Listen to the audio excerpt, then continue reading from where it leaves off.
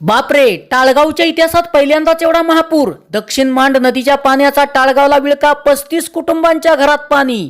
आजही काही कुटुंबे अधांतरीच. मलकापूरच्या भागीरथी चॅरिटेबल ट्रस्ट व फाउंडेशनचा पूरग्रस्तांना आधार.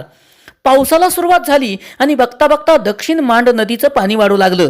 अवघ्या 1.5 तासात दक्षिण मांड नदीच्या पाण्याने टाळगावमधील 35 कुटुंबांना विळखा घातला. त्यातच शेवाळेवाडीचा बंधारा फुटल्याने पाणी जास्तच वाढले आणि डोळ्यादेखत घरे पाण्याखाली गेली. काही कुटुंबांची तर घरे पूर्ण बुडाली, तर काहींच्या घरात 10 ते 12 फूट पाणी भरले. धुवाधार पावसाने वाढलेल्या या पाण्यामुळे 35 कुटुंबांचा निवारा हरवला.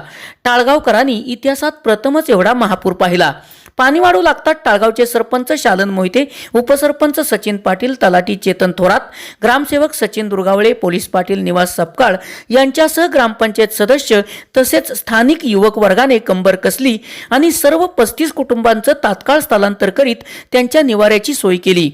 काहींचं मंदिरात तर काहींनी स्वतःच्याच घरात या कुटुंबांना निवारा दिला. सलग 2 दिवस टाळगावमध्ये पाण्यानं वास्तव्य केलं आणि होतं नव्हतं ते सारं धुवून नेलं. आज घरात साचलेला गाळ अजूनही त्या कटुवास्तवाची आठवण करून देतोय. 6 कुटुंबांना आपली घरे गमावी लागली, तर बहुसंख्य कुटुंबांचे जीवनावश्यक साहित्य व इतर साहित्य वाहून गेलं.